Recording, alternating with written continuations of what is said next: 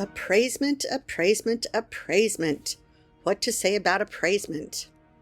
I'm Joy, your local plenipotentiary, here today to talk about the Appraisement Cycle. The Piddlypedia Welcome Circular, or Student Handbook, describes the process as a madcap series of parties and fantastical experiences. To me, it's more like fraternity rush. I should know, I've been through both. Well, sorority rush to be exact, but it was wild and woolly, I can tell you. Day 1 of appraisement starts out festively enough. Each element domain presents and hosts a particular aspect of the day's events.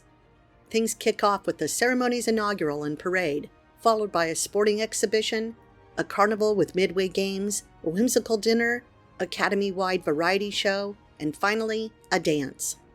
Aside from recruits, only students at the 10th level or those hired to work the event are on campus. Day 2 gives recruits the chance to tour the elemental estates and see their differences.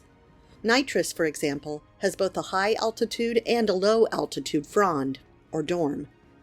Aquas has an out-of-water dorm, as well as one that is semi-submersed. This is the day when guiding light counselors meet with recruits to talk about student expectations and classes. This is also the day the first cuts are made. You see, not all recruits are accepted. Only those who make it all the way through the final day of the 5-day appraisement cycle. Day 3 is called 2-for-1's Day. This is when 2 members of an element estate, one from each frond, interview one recruit. This is when the upperclassmen can really get to know the recruits on an individual basis. And as expected, more cuts are made after these interviews. Each day the field is whittled down just a little more. Day 4 is devoted to benevolence, meaning philanthropy. Each element is expected to complete a philanthropy project each year. Channeling a spirit that is the antithesis of philanthropy, the element estates get the unwitting recruits to do the work for them. Would-be students are shuffled from one element domain to the next to work on projects for the so-called less fortunate. It's really just a form of unpaid child labor. And of course, more culling or cutting is done.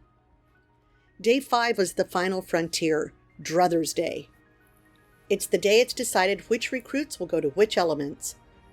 Piddlypedia has this to say about Druthers Day. This buoyant and carefree loom, day, is comprised of rewarding and enriching opportunities for sportsmanship, excellence, and personal growth.